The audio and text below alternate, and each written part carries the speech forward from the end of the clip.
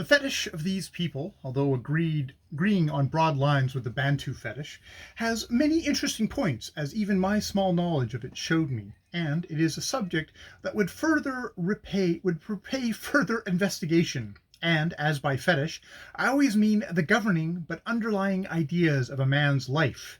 We will commence with the child. Nothing, as far as I've been able to make out, happens to him, for fetish reasons, when he first appears on the scene. He receives at birth, as is usual, a name which is changed for another on his initiation into the secret society, the secret society having also, as usual, a secret language. About the age of 3 or 5 years the boy is decorated, under the auspices of the witch doctor, with certain scars on his face. These scars run from the root of the nose across the cheeks, and are sometimes carried up to a curve onto the forehead. Tattooing, in the true sense of the word, they do not use much, but they paint themselves, as the mainlanders do, with a red paint made by burning some herb, and mixing the ash with clay or oil, and they occasionally, whether for juju reasons or for mere decoration I do not know, paint a band of yellow clay round the chest.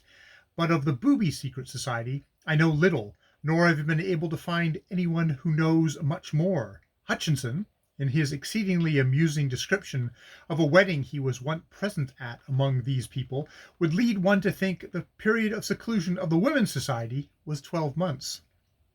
The chief god or spirit, Owasa, resides in the crater of the highest peak, and by his name the peak is known to the native. Another very important spirit, to whom goats and sheep are offered, is Loeb, resident in a crater lake on the northern slope of the Cordilleras, and the grass you sometimes see a booby wearing is said to come from this lake and be a juju of Loeb's.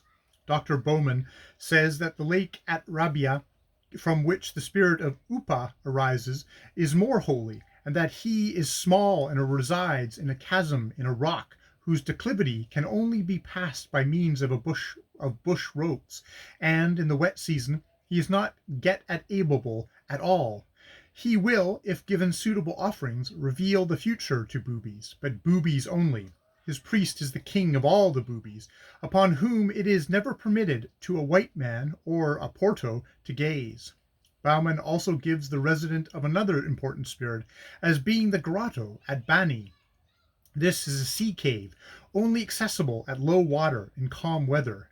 I have heard many legends of this cave, but have never had an opportunity of seeing it, or anyone who has seen it first hand. The charms used by these people are similar in forms to those of the mainland Bantu, but the methods of treating paths and gateways are somewhat peculiar. The gateway to the towns are sometimes covered by freshly cut banana leaves, and during the religious feast in November, the paths to the villages are barred across with a hedge of grass, which no stranger must pass through. The government is a peculiar one for West Africa. Every village has its chief, but the whole tribe obey one great chief or king who lives in the crater ravine at Rabia. This individual, called Moka, but whether he is now the same man referred to by Rekanowski, Mr. Holland, and the Reverend Hugh Brown, who attempted to interview him in the 70s, I do not feel sure, for the boobies are just the sort of people to keep a big king going with a variety of individuals. Even the indefatigable Dr. Baumann failed to see Moka, though he evidently found out a great deal about the methods of his administration and formed a very high opinion of his ability, for he says that to this one chief the people owe their present unity and orderliness, that before his time the whole island was in a state of internecine war. Murder was frequent and property unsafe. Now their social condition, according to the doctor's account, is a model to Europe, let alone Africa. Civil wars have been abolished, disputes between villages being referred to arbitration, and murder is swiftly and surely punished. If the criminal has bolted into the forest and cannot be found, his village is made responsible and has to pay a fine in goats, sheep, and tobacco to the value of £16. Theft is extremely rare, and offences against the moral code also, the boobies having an extremely high standard in this matter, even the little children having each a separate sleeping hut. In old days, adultery was punished by cutting off the offender's hand. I have myself seen women in Fernando Po who have had a hand cut off at the wrist, but I believe those were slave women who had suffered for theft. Slaves the boobies do have, but their condition is mild. Poor relations or retainer form of slavery you find in Calabar, and differs from the doula form, for the slaves live in the same villages as their masters, while among the doulas, as among most Bantu slave-holding tribes, the slaves are excluded from the master's village and have separate villages of their own. For marriage ceremonies, I refer you to Mr. Hutchinson. Burial customs are exceedingly quaint in the southern and eastern districts, where the bodies are buried in the forest, with their heads just sticking out of the ground. In other districts, the body is also buried in the forest, but is completely covered, and an erection of stones put up to mark the place. Little is known of all West African fetish, still less of that of these strange people. Dr. Oscar Baumann brought to bear on them his careful, unemotional German methods of observation, thereby giving us more valuable information about them and their island than we otherwise should possess.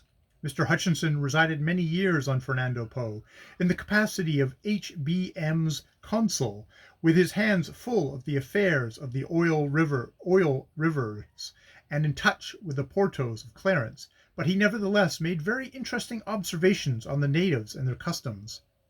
The Polish exile and his courageous wife who ascended Clarence Peak, Mr. Rogozinski, and another Polish exile, Mr. Janikowski, about complete our series of authorities on the island. Dr. Baumann thinks they got their information from Porto sources that the learned doctor evidently regards as more full of imagination than solid facts. But, as you know, all African travelers are occasionally in the habit of pooh-poohing each other, and I own that I myself have been chiefly in touch with Portos, and that my knowledge of the booby language runs to the conventional greetings form Ipori, Porto, Kiso, Hatisoko. Who are you? Porto. What is the news? No news.